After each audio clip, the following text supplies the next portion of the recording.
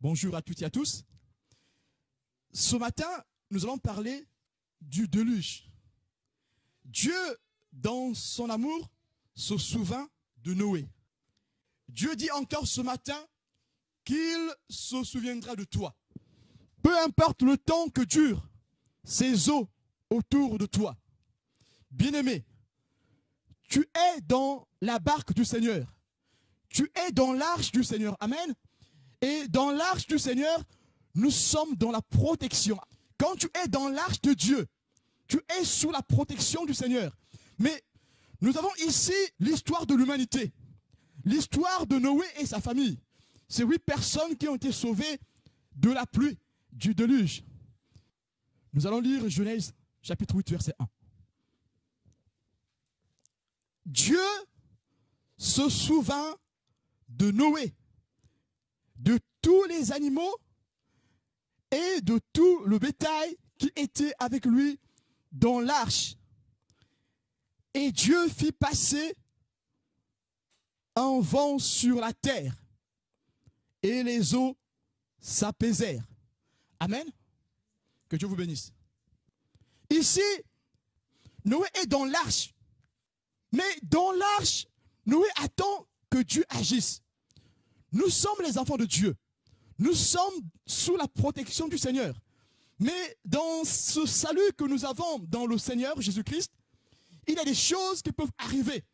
Il y a des moments où nous trouvons que le temps devient très long. Et on se dit que Dieu ne parle plus. Bien-aimés, dans cette histoire de Noé, nous voyons que cela faisait 150 jours que Noé n'avait pas entendu Dieu. Cela faisait 150 jours que les eaux avaient grossi. Noé attendait que les eaux diminuent, que les eaux se dessèchent afin qu'ils sortent de l'arche. Mais ça faisait 150 jours que Noé n'a pas entendu parler de Dieu.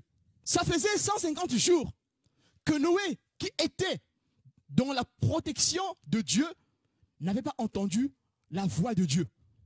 Nous pouvons lire cela dans Genèse 7, verset 24. Il est écrit, « Les eaux furent grosses sur la terre pendant 150 jours. » Et pendant ces 150 jours, Noé est entre les mains du Seigneur. L'arche de Dieu représente la protection de Dieu. Quand tu es dans l'arche de Dieu, tu es sous sa protection. Tu ne peux rien craindre. Ceux qui étaient dans la barque avec Jésus-Christ ne pouvaient rien craindre. Et quand ils commençaient à crier dans la barque, le Seigneur leur a dit, gens de peu de foi. Ils les avaient oubliés qu'ils avaient dans leur barque le roi des rois, le sauveur des sauveurs. Et Noé ici commence à s'inquiéter. Et pourtant, Dieu a conclu avec lui une alliance. Avant que Noé monte dans l'arche, Dieu avait conclu avec lui une alliance.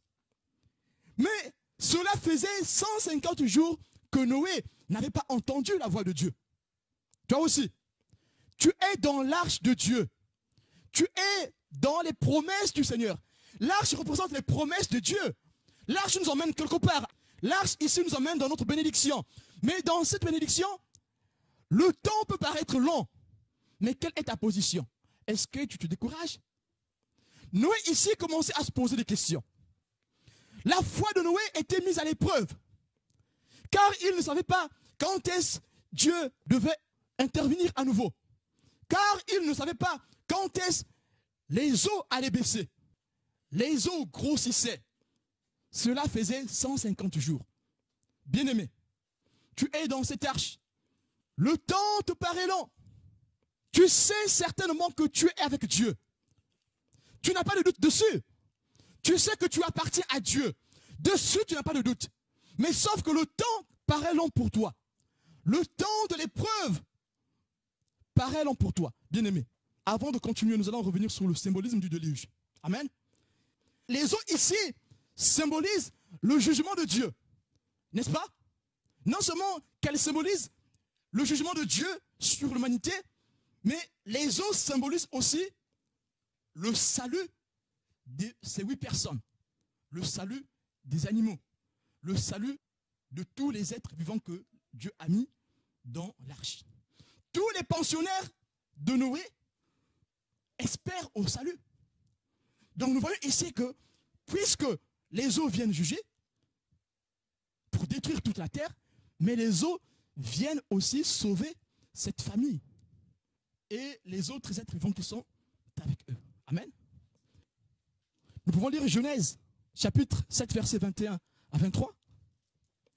Tout ce qui se trouvait sur la terre périt, tant les oiseaux que le bétail et les animaux, tout ce qui rampait sur la terre et tous les hommes, tout ce qui avait respiration, souffle de vie dans ses narines, et qui était sur la terre sèche, mourut.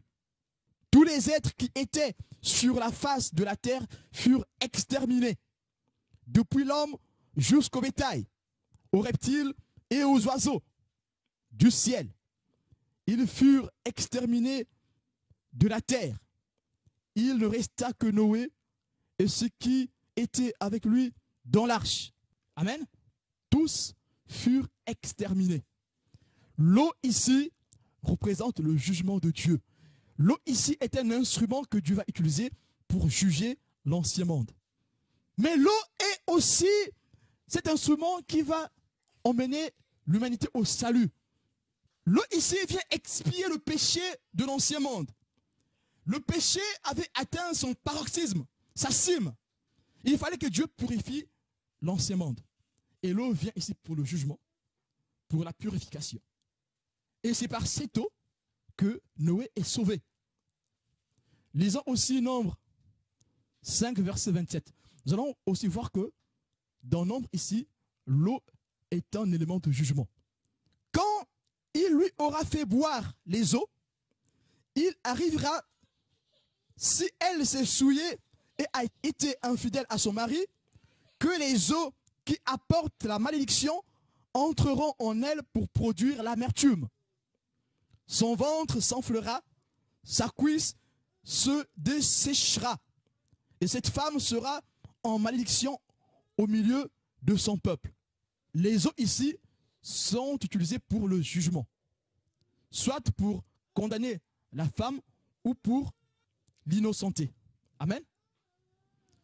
Donc les eaux ici symbolisent le jugement, mais les eaux aussi symbolisent le salut, car c'est par ces eaux que l'ancien monde est purifié. C'est par ces eaux que Noé est sauvé avec sa famille. Les grosses eaux symbolisent aussi l'épreuve. Les eaux symbolisent aussi l'épreuve. Aujourd'hui, tu es dans l'arche du Seigneur. Donc, tu es dans la protection du Seigneur. Mais autour de toi, il y a des eaux. Les eaux qui sont autour de toi, qui grossissent, symbolisent l'épreuve. Et toi, tu attends que ces eaux baissent. Les eaux qui grossissent symbolisent ton épreuve. Toi qui es dans la protection du Seigneur, mais autour de toi, il y a encore l'épreuve. Il y a l'épreuve. Et ta foi est mise à l'épreuve. David pouvait dire dans Psaume 32, verset 6, « Qu'ainsi tout homme pieux te prie au temps convenable, si de grandes eaux débordent, elles ne l'atteindront nullement. » Amen. Les grandes eaux ici qui débordent symbolisent l'épreuve. Amen. Symbolisent des tribulations. Amen. Et si tu es dans le Seigneur, si tu restes fidèle au Seigneur, alors même si les grandes eaux débordent, elles ne t'atteindront pas. Lisons aussi le symbolisme de l'eau en tant qu'épreuve dans Psaume 69, versets 1 à 2. Au chef des chantres, sur les lys de David. Sauve-moi, ô Dieu, car les eaux menacent ma vie. Amen. Les eaux ici représentent des tribulations, la menace de l'ennemi. Mais dans cette menace, notre foi est jaugée. Mais les eaux ont aussi une vertu thérapeutique. Amen. Nous l'avons vu avec Naaman. Quand nous disons que les eaux ont des vertus thérapeutiques, ce ne sont pas réellement les eaux qui ont ces vertus-là. Sinon, les gens vont diviniser les océans, ils vont diviniser les fleuves. L'eau ici n'est qu'un symbolisme. L'eau ici n'est qu'un médium. Un instrument que Dieu utilise pour faire éclater sa gloire. Amen. Naaman plonge dans l'eau du Jourdain 7 fois. Il sort de là réparé. Sa peau devient comme la peau d'un bébé. Lui qui était couvert de lèpre. 2 Rois chapitre 5, versets 13 à 15. Dans ce récit, l'eau est un médium. L'eau est un instrument que Dieu utilise pour faire éclater sa gloire. Toutes les personnes pouvaient rentrer, plonger dans cette eau, elles ne seraient pas guéries. Mais là, Naaman est guéri parce que Dieu descend sa gloire pour manifester sa puissance au sein de ce peuple qui était étranger aux coutumes du Seigneur. Amen. Mais aussi pour confondre l'incrédulité du peuple d'Israël. Et nous voyons que dans la Bible, dans le Nouveau Testament, ce récit est repris, où on dit, mais en Israël, il y avait beaucoup de lépreux. Mais c'est un étranger qui est venu trouver sa guérison dans ces eaux, par la puissance du Seigneur. Amen. Et donc nous voyons que ce ne sont pas les eaux qui ont ces vertus, mais finalement c'est la puissance de Dieu qui utilise cette eau du Jourdain comme étant un médium, un moyen pour le salut de l'homme. Nous avons aussi l'exemple de la piscine de Bethesda, où l'ange de Dieu venait remuer l'eau, et celui qui se plongeait en premier dans cette piscine était guéri de sa maladie. Jean chapitre 5, verset 4. Nous allons le lire ensemble. Car un ange descendait de temps en temps dans la piscine et agitait l'eau, et celui qui descendait le premier après que l'eau avait été agitée était guéri. Quelle que fût sa maladie. Amen. L'eau ici va avoir des vertus thérapeutiques. Mais nous voyons ici que l'eau est qu'un médium. C'est la puissance de Dieu par l'ange qui fait que l'eau ici puisse avoir des vertus thérapeutiques. Amen. Nous avons aussi le symbolisme de l'eau qui a des vertus baptismales par les eaux du baptême. Et si nous repartons dans le Nouveau Testament, nous allons voir que Pierre va expliquer ce que c'est les eaux de la mer Rouge que le peuple d'Israël a traversées. Cette eau ici de Noé représente le baptême que nous avons dans le Christ. Pourquoi? Pour notre salut. Cette eau qui a été utilisée pour juger l'ancien monde est pour nous un engagement d'une bonne conscience envers Dieu afin de marcher dans le salut qu'il nous a réservé. Amen.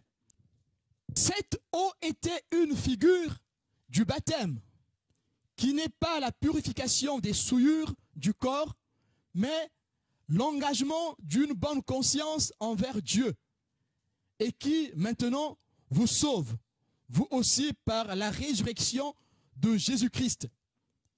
Et donc l'eau dans laquelle nous plongeons dans le baptême a de l'efficacité que par la résurrection du Christ. Amen. Et donc cette eau de Noé dont nous parlons ici représente un engagement d'une bonne conscience envers Dieu. Amen. Un engagement de foi. Et c'est le baptême. L'eau est la source de vie. Ça, nous le savons tous. Au commencement, l'Esprit de Dieu mouvait sur les eaux.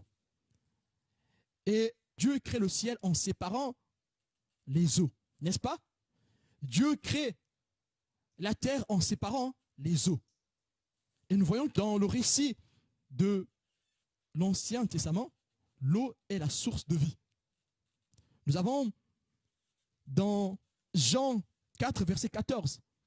Mais celui qui boira l'eau que je lui donnerai n'aura jamais soif. Et l'eau que je lui donnerai deviendra en lui une source d'eau qui jaillira jusque dans la vie éternelle. Amen. Nous avons ici, l'eau est un symbolisme de la vie éternelle.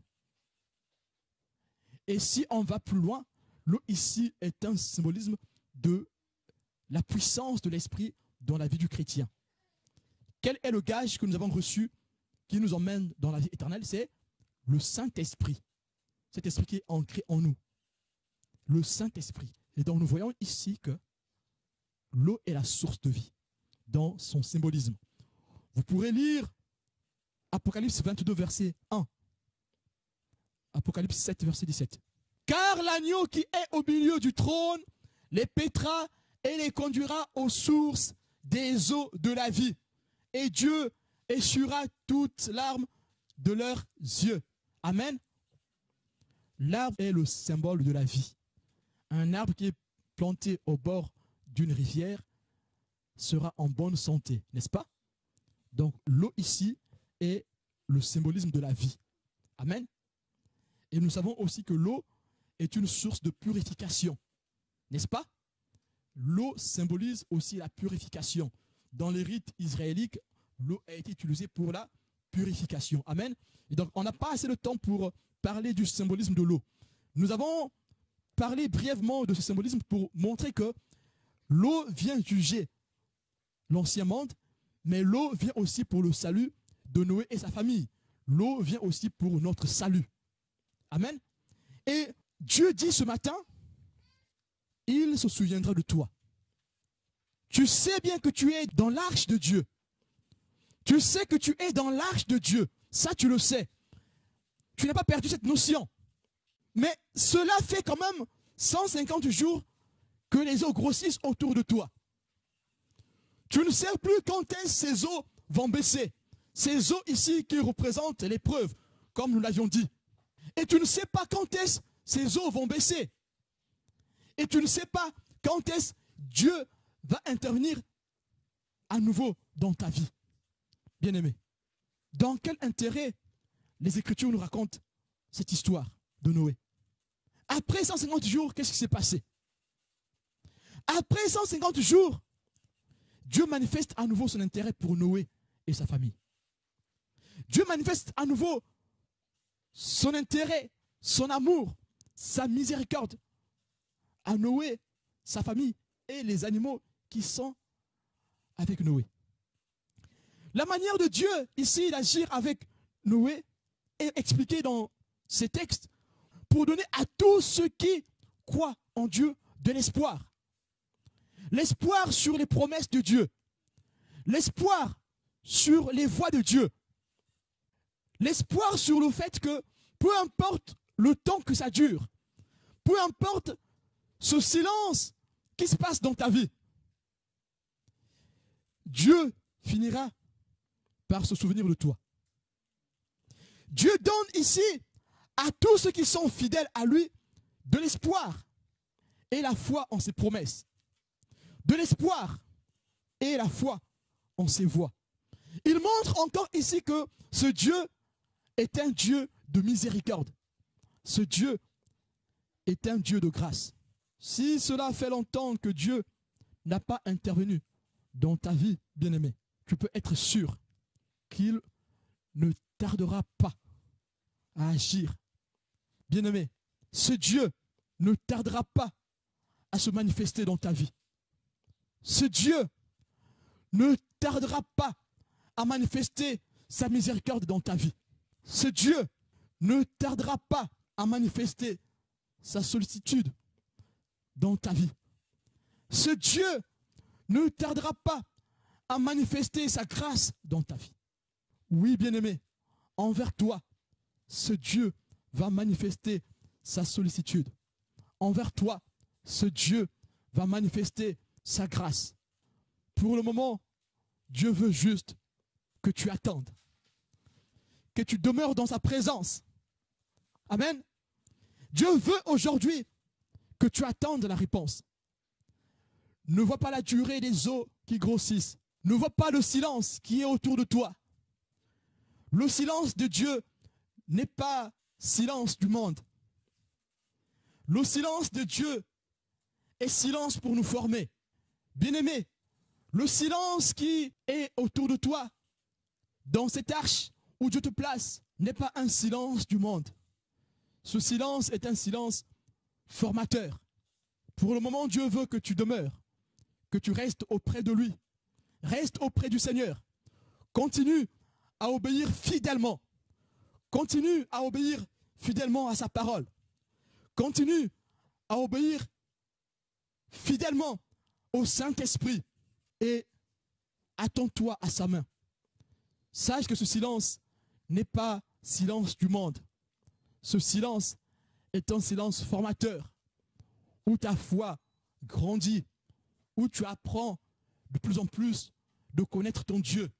Et quand tu rentreras dans ta bénédiction, tu pourras utiliser ta bénédiction à bon escient. Tu pourras avancer avec ton Dieu. Et tu ne pourras pas oublier ton Dieu dans la bénédiction.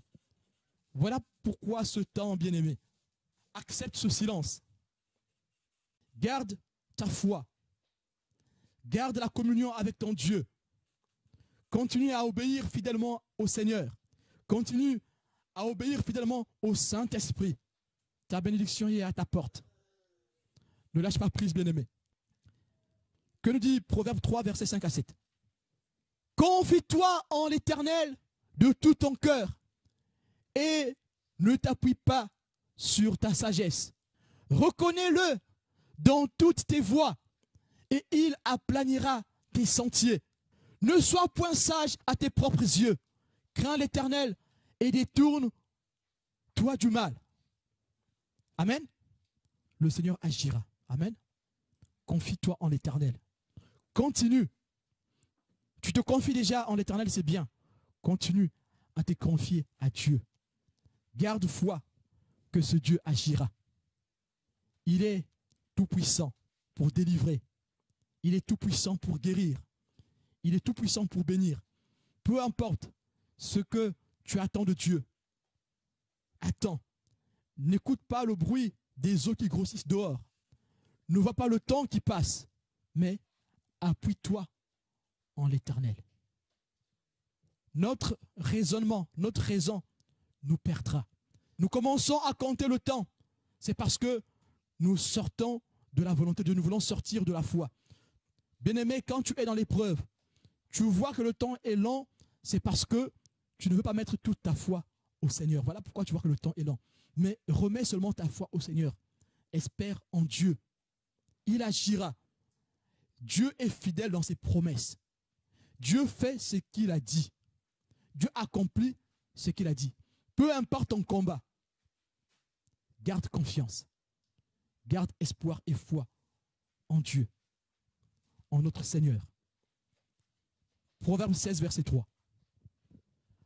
Recommande à l'Éternel tes œuvres et tes projets réussiront. Continue à recommander au Seigneur tes œuvres. Continue à recommander au Seigneur tes projets. C'est alors qu'il interviendra. Amen. Ne vois pas le temps. Toutefois que le temps commence à paraître long pour toi, repars dans la prière. Reconcentre-toi. Réexamine ton centre d'intérêt. Quel est ton centre d'intérêt? Si ton centre d'intérêt c'est le Christ et que tout vient après, tu vas revenir sur le bon chemin et tu vas continuer à t'attendre à ce que Dieu a prévu pour toi. Bien-aimé, ce que Dieu prévoit pour nous dure, mais ce que le monde prévoit pour nous ne dure pas. Nous pourrions faire comme le monde. On pourra avoir ce qu'on veut, mais avec le monde, ça ne dure pas. Mais si on attend ce que Dieu donne, ça dure. Amen. Que le Seigneur nous guide encore dans cette attente. Nous sommes dans la barque. Les eaux grossissent autour de nous. Et pourtant, nous savons que nous sommes dans la paix de Dieu. Et pourtant, nous savons que nous sommes dans la protection de Dieu. Mais quand même, les eaux grossissent autour de nous. Notre foi est mise à l'épreuve. Oui, notre foi est mise à l'épreuve. Mais Dieu veut que nous puissions continuer à croire, à s'attendre à lui. Car son silence n'est pas silence du monde. Son silence est un silence pour le salut. Amen. Que le Seigneur vous bénisse. On va prier le Seigneur. Alléluia.